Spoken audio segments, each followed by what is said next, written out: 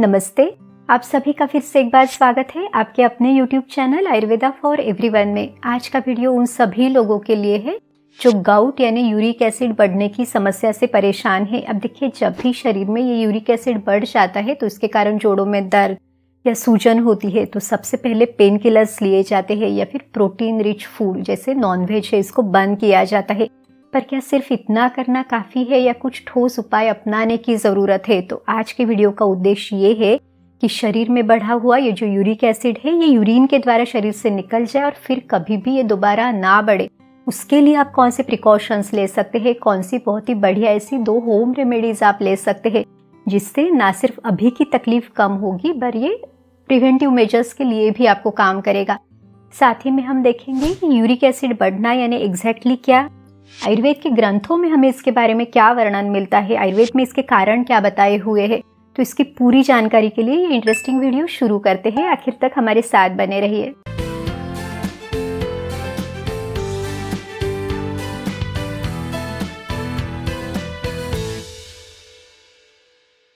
Uric acid एक तरह का बाय प्रोडक्ट यानी एक तरह का वेस्ट प्रोडक्ट है। जब भी हम कोई खान पान लेते हैं तो उसके डाइजेशन के बाद ये शरीर में तैयार होता है, पर नॉर्मली हमारी किडनी इसको आराम से शरीर से बाहर निकाल देती है, उसको फ्लश आउट कर देती है।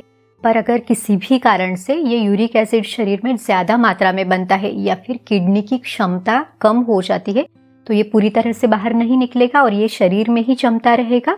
और फिर इस यूरिक एसिड की जो क्रिस्टल्स है वो आपके जोड़ों में जाके दर्द, सूजन, जकड़न इस तरह के लक्षण जब तैयार करते हैं तब उसे ही गाउट कहा जाता है। गाउट यानी यूरिक एसिड बढ़ने की समस्या को आयुर्वेद में वात रक्त, वात शोणित, वाताश्रु के नामों से जाना जाता है।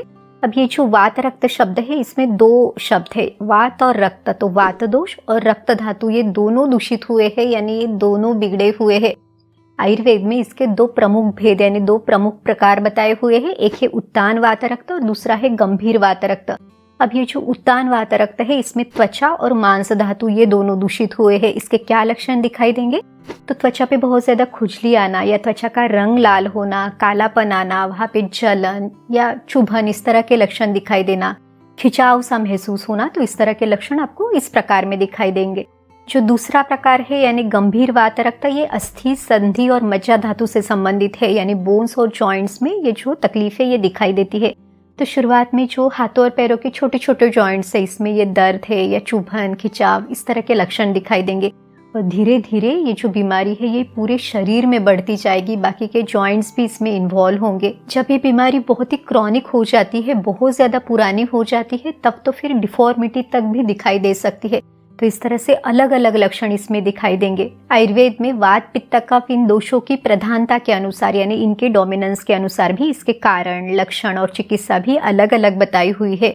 पर आज के इस वीडियो में जो हम 2 ये होम रेमेडीज देखेंगे ये बहुत सेफ है, बनाने में आसान है, कॉस्ट इफेक्टिव है, आपको इसके लिए ज़्यादा बिल्कुल टाइम नहीं लगता, तो आप इसे बना के ज़रूर देखिए। इन दोनों को बताने का उद्देश्य ये है कि कुछ लोग ऐसे रहते हैं जिनको पित्त की तकलीफ है या शरीर में जलन या गर्मी होती है, तो वो इसे किस तरह से ले, इसके इंग्रेडिएंट्स में वो क्या बदलाव करे ताकि आप अपने लिए सही तरह से इसे ले सके, आपको इसके पूरे फायदे तो मिले पर कोई नुकसान ना हो। तो चलिए हमारी सबसे पहली जो होम रेमेडी है वो देखते हैं। शरीर में यूरिक एसिड को कम करने वाली इस होम रेमेडी के लिए हमें 5 इंग्रेडिएंट्स की ज़रूरत है। गोखशूर, मेथी के बीज यानी फेनुग्रीक सीड्स, अजवाइन, दालचीनी और हल्दी। चलिए देखते हैं कि इसे आपने कैसे यूज़ करना है। सबसे पहले जो है वो मेथी के बीज, तो आधा चम्मच मेथी के बीज अपने रात को पानी में सोख करके रखना है। दूसरा जो इंग्रेडिएंट है वो है गोखरू यानी गोखशूर, तो गोखशूर को अपने दरदरा सा कूट के फिर इसे सोख करना है। इसको भी आप आधा चम्मच लें। इसे दरदरा या कूट के लेने का पर्पज़ ये है ताकि इसका एक्सट्रैक्ट और अच्छी तरह से इस पानी में आए। अब इन दोनों को रात को आपने भिगो के रख दिया। अब दूसरे दिन सुबह आपने इसको उबालने के लिए रखना है। तो लगभग 1 कप आपने पानी लेना है। इसमें ये दोनों चीज़ें जो आपने भिगो के रखी है वो उसमें डालें, ये जो पानी इसमें है वो भी आपने उसमें डाल देना है।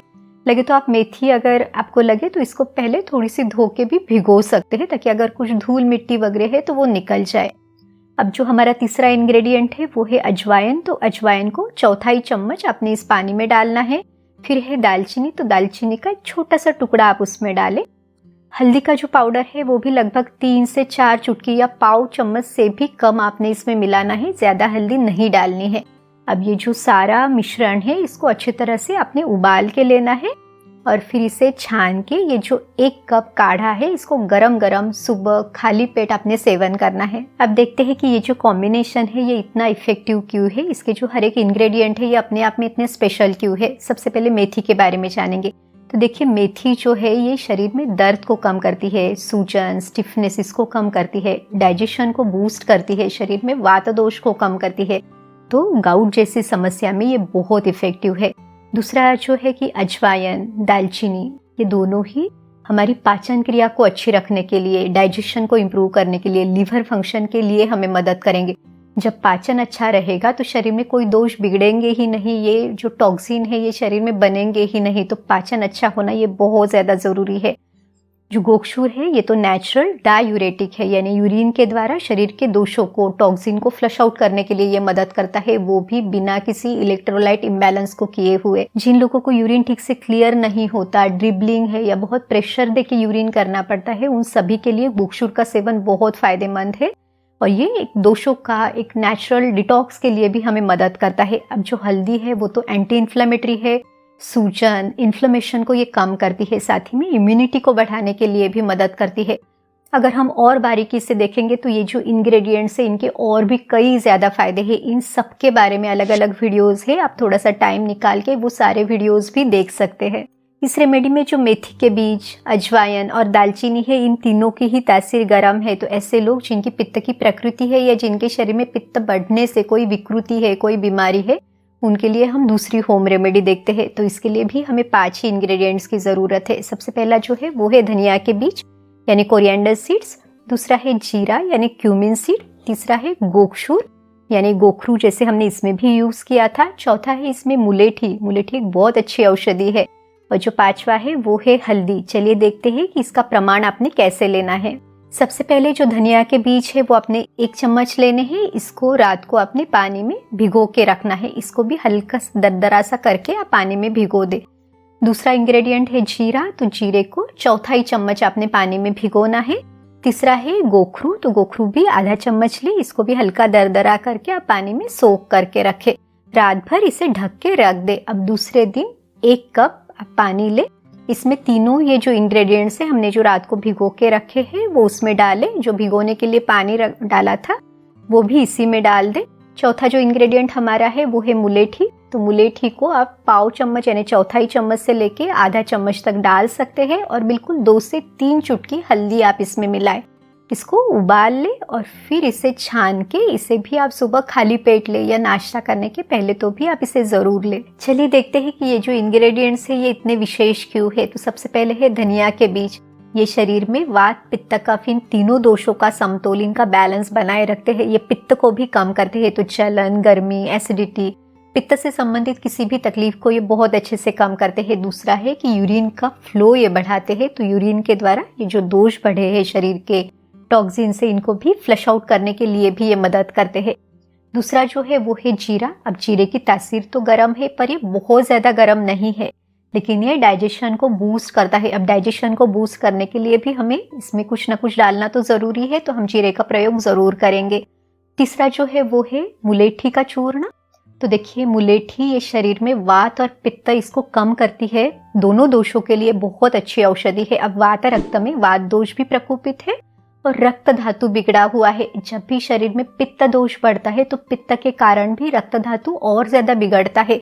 इसके लिए भी मुलेठी बहुत इंपॉर्टेंट है और ये एक रसायन औषधि है, शरीर को एक नरिशमेंट देती है, शरीर की स्ट्रेंथ को बढ़ाती है। तो ये जो मुलेठी है ये बहुत फायदेमंद रहेगी। इस तरह से ओवरऑल ये जो कॉम्बिनेशन है ये यूरिक एसिड की तकलीफ को कम करने के लिए, डाइजेशन को बूस्ट करने के लिए, यूरिन का फ्लो अच्छा रखने के लिए, इस तरह सब में आपको मदद करेगा।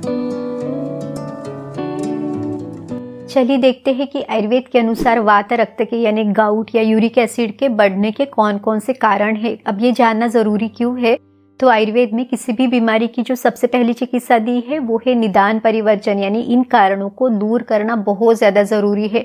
कारणों को दूर किए बिना अगर कोई भी ट्रीटमेंट आप लेते हैं, वो चाहे कोई होम रेमेडी हो या कोई मेडिसिन हो, पंचकर्म हो, तो भी आपको पूरा रिलीफ नहीं मिलने वाला।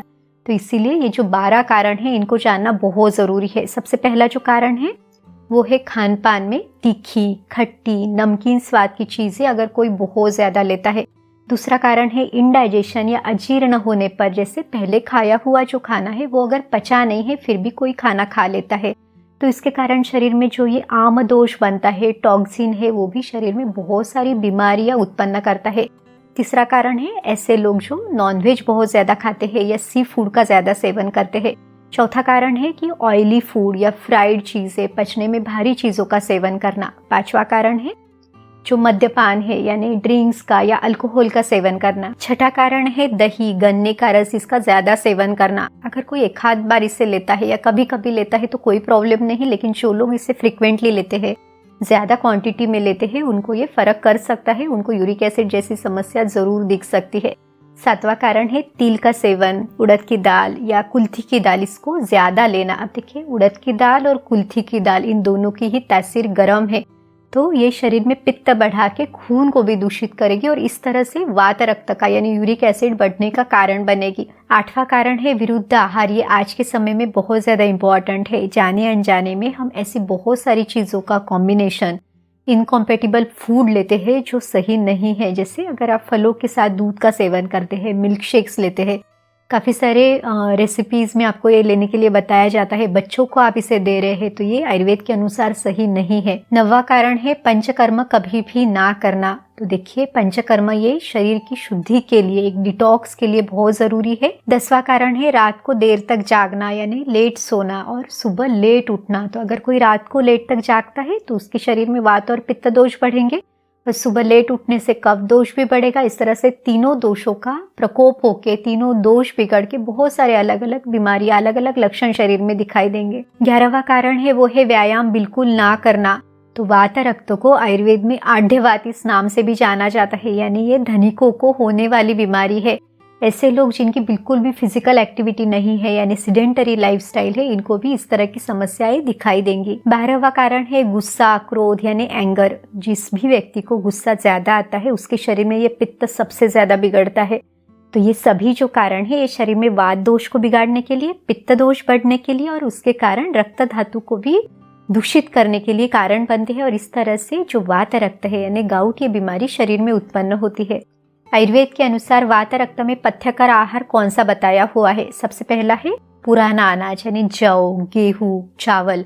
ये जो सभी अनाज है वो आपने कम से कम 1 साल पुराना यूज करना है। क्या कारण है? तो जब ये पुराना अनाज आप यूज करोगे तो उसका पचन ज्यादा अच्छे से होगा, उसका फायदा आपको ज्यादा अच्छे से मिलेगा। दूसरा है कि दालों में आयुर्वेद में अरहर की दाल, मूंग की दाल, मसूर की दाल, मोठ, चना, इसको वात रक्त में खाने के लिए बताया है, इसे पथ्यकर बताया हुआ है।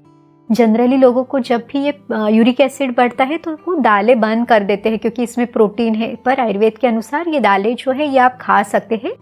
सिर्फ आपने उड़द की दाल, कुल्थी की दाल ये नहीं खानी है। हमने पहले भी देखा कि इनकी तासीर गर्म है तो ये शरीर में पित्त को बढ़ाने के लिए, रक्त धातु को दूषित करने के लिए कारण बनती है, इसलिए इन दोनों दालों को आपने अवॉइड करना है। अगर आपको साग खाने का मन है तो मकोए, बथुआ, शतावरी, इस तरह का साग भी आप खा सकते हैं। इसको भी घी में अच्छी तरह से भून के फिर आपने सेवन करना है। तो इस तरह से पथ्यकर आहार के बारे में भी बताया गया है।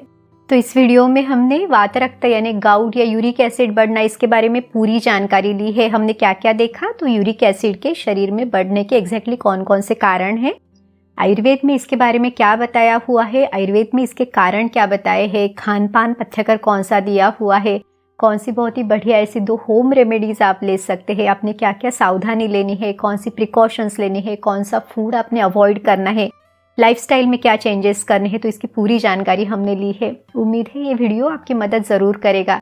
अगर आपको ये वीडियो अच्छा लगा तो इसे लाइक ज़रूर कीजिए, इसे अपने दोस्तों और रिश्तेदारों के साथ भी ज़रूर शेयर करें ताकि उनको भी आयुर्वेद का ज्ञान पता चले। तो चलिए फिर मिलते हैं अगले वीडियो में। आयुर्वेद को अपनाइए, स्वस्थ रहिए। नमस्ते।